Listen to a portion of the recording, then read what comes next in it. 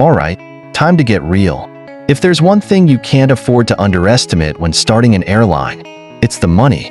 You probably know it's expensive, but trust me, it's even more expensive than you think. I'm talking about costs that don't just fly, they skyrocket. Let's break it down. Buying or leasing planes. That's just the tip of the iceberg. When we talk about starting an airline, you're looking at multi-million-dollar commitments before your first plane even takes off.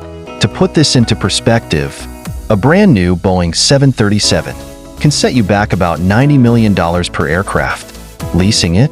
That'll cost you anywhere from $300,000 to $700,000 per month. And that's just the aircraft.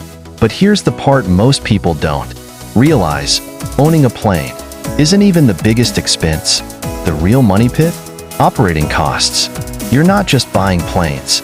You're feeding a hungry beast that consumes everything in its path. Fuel, making up about 25 to 30% of your operating budget. Jet fuel fluctuates wildly with market prices.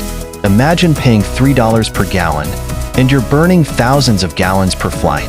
That's potentially millions in fuel costs per month.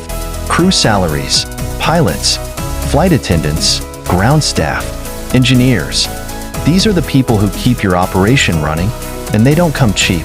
A commercial airline captain can easily earn $100,000 to $300,000 per year. And don't forget all the benefits and training costs. Maintenance, aircraft. Maintenance is mandatory and not something you can skimp on.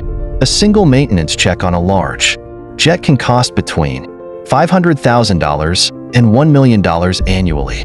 Airport fees. Every time your plane lands or takes off, there's a fee. And we're not talking pocket change. Airport landing fees alone can be in the thousands per landing, especially at major hubs like JFK or Heathrow. Airlines don't make money just from filling seats. They also make strategic bets on fuel prices. This is called fuel hedging. Airlines like Southwest have become famous for this. During a period when fuel prices were spiking, Southwest locked in their fuel at lower prices through long-term contracts, saving them hundreds of millions. This allowed them to keep ticket prices low while competitors struggled. So, as a startup airline, it's not just about how much fuel you buy, it's when and how you buy it. Another hidden cost? Overflight rights. Every time your plane flies over another country, you've got to pay a fee. And some of these fees are astronomical. Russia, for example, charges airlines up to $8,000 just for flying through their airspace on international routes. That means flight planning isn't just about distance, it's about costs. Airlines often zigzag through the skies, avoiding certain airspaces to keep expenses down.